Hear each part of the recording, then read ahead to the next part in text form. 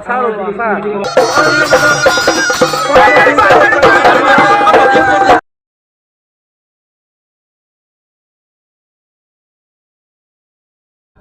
Hello' গাইছ welcome to my YouTube channel অৰ্জন blog আপোনালোক স্বাগতম জনাইছোঁ মই আজি আহিলোঁ ডাঙৰ এটা মঞ্চ আপোনালোক চাওক সঙ্গীতৰ অনুষ্ঠান আৰু এইখন হৈছে সোণাৰু কাঞ্চনজঙ্ঘা কৃষ্ণচূড়া এইখনৰ গেৰা আধাৰণি গেট আপোনালোক চাওক সুন্দৰকৈ সজোৱা হৈছে আৰু আপোনালোকে ভিতৰৰ পৰিৱেশ দেখুৱাই দিছোঁ আপোনালোক চাওক ভিডিঅ'টো চোৱাৰ আগতে এক ছেকেণ্ড সোণাৰু কাঞ্চন কৃষ্ণচূড়া সেই ফাংচনখন বা সেই মঞ্চখন কিয় পতা হৈছিলে আৰু যাদৱ পায়েং ককাইক কিয় মতা হৈছিলে সোণাৰু কাঞ্চন কৃষ্ণচূড়া সেই মঞ্চখনত সেইদিনাখন 1000তকৈ অধিক গছপুলি ৰোপণ কৰা হ'ল ৰাস্তাৰ কাষে কাষে আৰু যাদৱ পায়েং ককাইক মতা হ'ল আমি খুব সুন্দৰকৈ তেখেতক আদৰণি জনালোঁ গছপুলি উদযাপন কৰাৰ লগতে সেইখন মঞ্চতে 15টা গায়ক অসমত ফাৰ্ষ্ট আৰু প্ৰকৃতিখন ভালে থাকিলে সুস্থ থাকিলে প্ৰকৃতিখন ভাল থাকিলে আমি সুস্থ সবল থাকিব পাৰিম বা গছ গছনি চাৰিওপিনে থাকিলে প্ৰকৃতিক বিনষ্ট নহ'লে আমাৰ খেতি বাতি ভাল হ'ব আমাৰ শস্য ভাল হ'ব আৰু যাদৱ পায়েং ককাইক আপোনাৰ জানেই বিদেশত গৈ খুব সুন্দৰকৈ তেখেতে গছপুলি ৰোপণ কৰিছে আৰু তেখেতে বাৰ্তা দিবলৈ চেষ্টা কৰিলে সোণাৰু কাঞ্চন কৃষ্ণচূড়া এই মঞ্চখন সেইকাৰণে পতা হৈছিলে আৰু যাদৱ পায়েং ককাইক আহিলে আমি খুব সুন্দৰকৈ তাক আদৰণি জনালোঁ আপোনালোকে ভিডিঅ'টো চাওক আৰু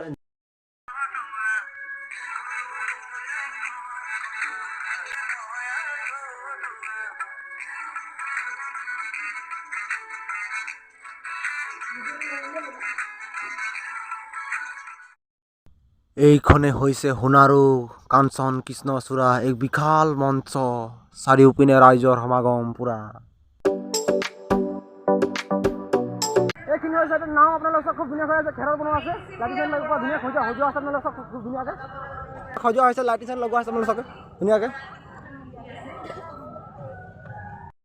এইবিলাক আপোনালোকে চাইছে এইবিলাক বনাইছে এইজনে আমি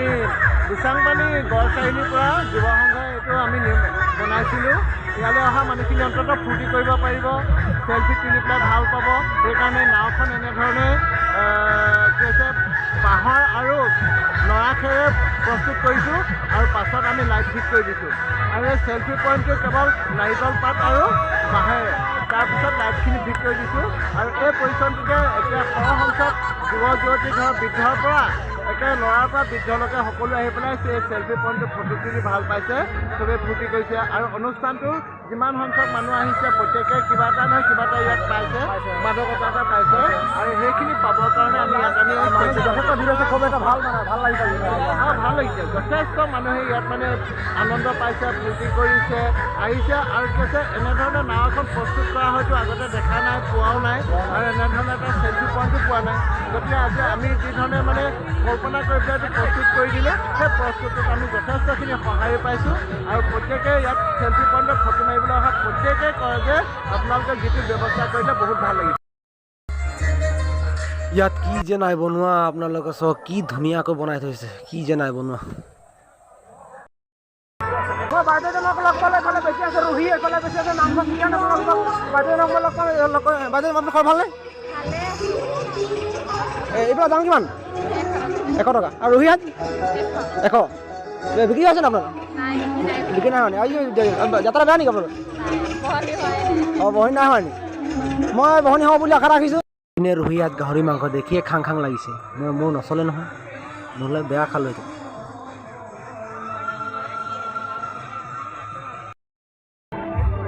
কি সুন্দৰ এটা অনুষ্ঠান আপোনালোকে চব কিন্তু দোকান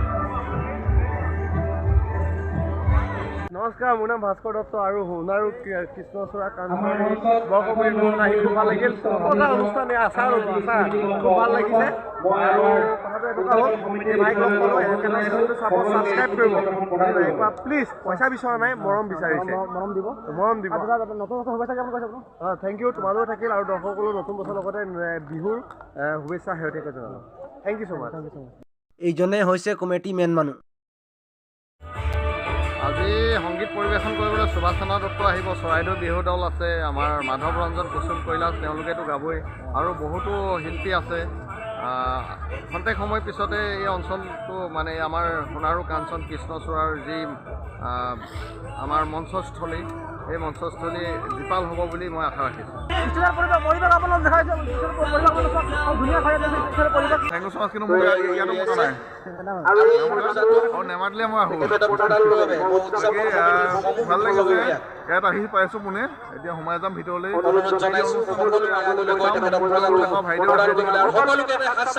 সকলোৱে ভাইটি চেনেলটো চাই আছে যিহেতু ছাবস্ক্ৰাইব কৰি দিয়ক, ভাল লাগিব। ল'ৰাটোৱে চেষ্টা কৰি আছে, ব্লগ বনাই আছে, তাত আপোনালোকে চাই থাকিব।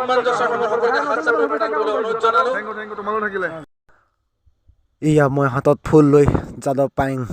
দাদাক আদৰিবলৈ সাজু। এয়া আপোনালোকে চাওক, আহি পালে আমাৰ অৰণ্য মানৱ যাদৱ পায়েং।